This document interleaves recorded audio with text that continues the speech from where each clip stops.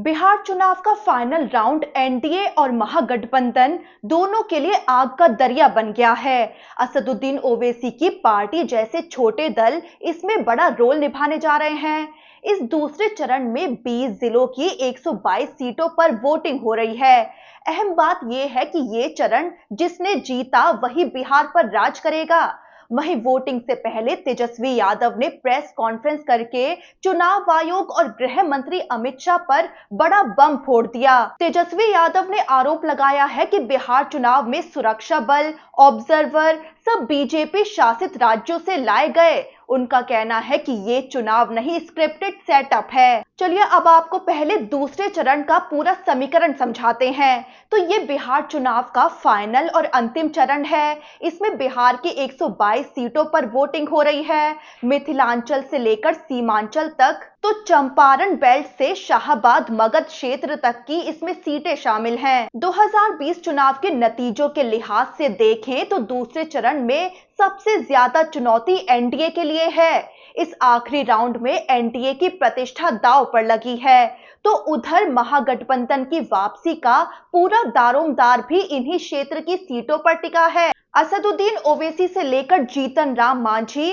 और उपेंद्र कुशवाहा की पार्टी की असल अग्नि परीक्षा भी इसी फाइनल चरण के चुनाव में होनी है। वहीं कांग्रेस के लिए भी करो या मरो वाली स्थिति है। इस फाइनल चरण में सीमांचल इलाके की 24 सीटें हैं, तो शाहाबाद मगध की 46 सीटें हैं। इसके अलावा चंपारण बेल्ट की 21 सीटें हैं, तो मिथिलांचल और कोसी इलाके की 31 सीटों पर चुनाव है। इसमें सबसे ज्यादा एनडीए की ओर से बीजेपी और महागठबंधन की ओर से आरजेडी की साख दांव पर लगी है। अब आपको जरा ये बता देते हैं कि इस आखिरी चरण में कौन कितनी सीटों पर चुनाव लड़ रहा है। तो कुल 122 सीटों में से एनडीए की तरफ से सबसे ज्यादा बीजेपी 53 सीटों पर चुनाव लड़ रही है। वहीं जेडीयू 44 सीटों पर किस्मत आजमा रही है। जीतन राम मांझी की एचएएम अपने कोटे की सभी 6 सीटों पर चुनाव लड़ रही है। उपेंद्र कुशवाहा की आरएलएम 4 सीट और चिराग पासवान की एलजेपी आर के 15 सीटों पर उम्मीदवार मैदान में हैं। अब महागठबंधन की बात करें तो आरजेडी के सबसे ज्यादा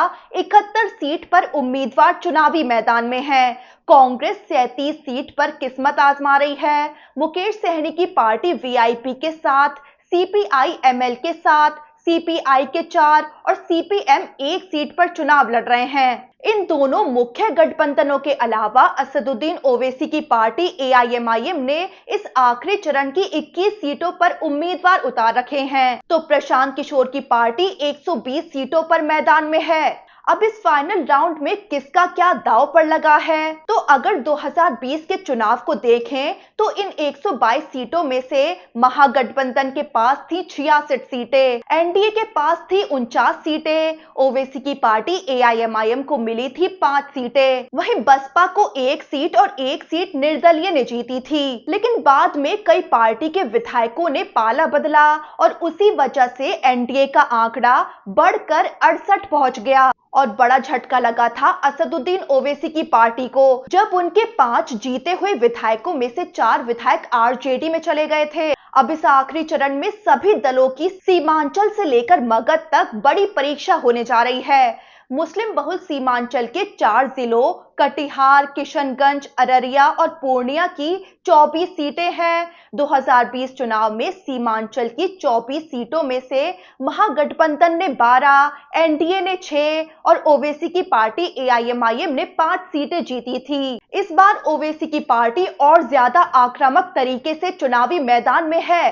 पिछली बार ओवैसी की मौजूदगी ने महागठबंधन के वोटों में बड़ी सेंध लगाई थी। अब इस बार यहां का मुकाबला देखना दिलचस्प हो गया है। अब शाहाबाद मगध क्षेत्र की बात करें तो यहां कुल 46 सीटें हैं। 2020 में यहां एनडीए और महागठबंधन दोनों के पास बराबर 23 सीटें थी। यहां की राजनीति जाति समीकरणों पर टिकी है। यादव, कुर्मी, राजपूत, दलित, भूमिहार वोट, इन्हीं पर जीत हार निर्भर करेगी। वहीं मिथिलांचल और चंपारण में भी सबसे बड़ा इम्तिहान इम्तिहान है। चंपारण बेल्ट में 21 सीटें और मिथिलांचल में 15 सीटें हैं, यानी दोनों को मिलाकर कुल 36 सीट। यहाँ वो इलाका है जहां एनडीए ने पिछली बार बहुत अच्छा प्रदर्शन किया था, इसीलिए यहाँ एनडीए की साख सीधी दांव पर है। इस बार महागठबंधन ने रोजगार, स्थानीय विकास और महंगाई जैसे मुद्दों को उठाकर मुकाबले को काफी कड़ा बना दिया है। वहीं नया फैक्टर यानी प्रशांत किशोर की जनसुराज भी इस फाइनल चरण में अहम रोल निभा सकती है। प्रशांत किशोर की पार्टी जनसुराज पहली बार पूरी ताकत से मैदान में है। हो सकता है कि उसकी सीटें ना आए, लेकिन वो दोनों बड़े गठबंधनों के वोट बैंक में सेंध लगा सकती है, यानी यहाँ बराबरी का मुकाबला और भी कठिन हो गया है। अब इस आखिरी राउंड में किसके सामने क्या चुनौती है, तो एनडीए अपनी पुरानी बढ़त बचाने की कोशिश में है। महागठबंधन के पास इस चरण के जरिए सत्ता में वापसी का बड़ा मौका है। ओवैसी की एआईएमआईएम के सामने सीमांचल में अपनी पकड़ बढ़ाने की कोशिश है। प्रशांत किशोर की जनसुराज के सामने खुद को तीसरा विकल्प साबित करने की कोशिश है। मांझी और उपेंद्र कुशवाहा जो एनडीए के सहयोगी हैं, उनकी अपनी राजनीतिक साख की परीक्षा है। वहीं कांग्रेस और आरजेडी के लिए महागठबंधन की ताकत और जनसंपर्क की शक्ति का टेस्ट होने वाला है। अब आपको ये बता देते हैं कि दूसरे चरण की वोटिंग से पहले तेजस्वी यादव ने प्रेस कॉन्फ्रेंस करके चुनाव आयोग और अमित शाह पर क्या आरोप मढ़ दिए हैं। तो प्रेस कॉन्फ्रेंस में तेजस्वी यादव के साथ सांसद मीसा भारती भी मौजूद रही। तेजस्वी यादव ने चुनाव आयोग से बड़ा सवाल किया कि बिहार चुनाव में बीजेपी शासित राज्यों से सुरक्षा बल क्यों बुलाई गई। वो बोले कि 208 कंपनियां बीजेपी शासित राज्य की लाई गई, 68% पुलिस ऑब्जर्वर बीजेपी शासित राज्यों से बुलाए गए। तेजस्वी यादव ने सवाल उठाया कि बंगाल, तमिलनाडु, झारखंड की भी पुलिस क्यों नहीं मंगवाई गई। यानी तेजस्वी यादव ने चुनाव आयोग और बीजेपी पर चुनाव को हाईजैक करने की आशंका जताई है। वहीं आखिरी चरण में वोटिंग से पहले तेजस्वी यादव ने अमित शाह और पीएम मोदी पर जोरदार हमला बोला। तेजस्वी यादव बोले कि समस्तीपुर में पर्चियां फीकी मिली, लोग डरे हुए हैं। तेजस्वी यादव ने अमित शाह को लेकर कहा कि गृह मंत्री को कोई काम नहीं है, पटना में डेरा बनाए हुए हैं, कई बड़े बड़े अधिकारियों को बुलाया जा रहा है, निर्देश दिए जा रहे हैं, कहां गड़बड़ी करनी है, चुनाव से पहले किन लोगों को उठाना है। तेजस्वी यादव भड़के कि ये बौखलाहट बता रही है कि ये लोग जाने वाले हैं।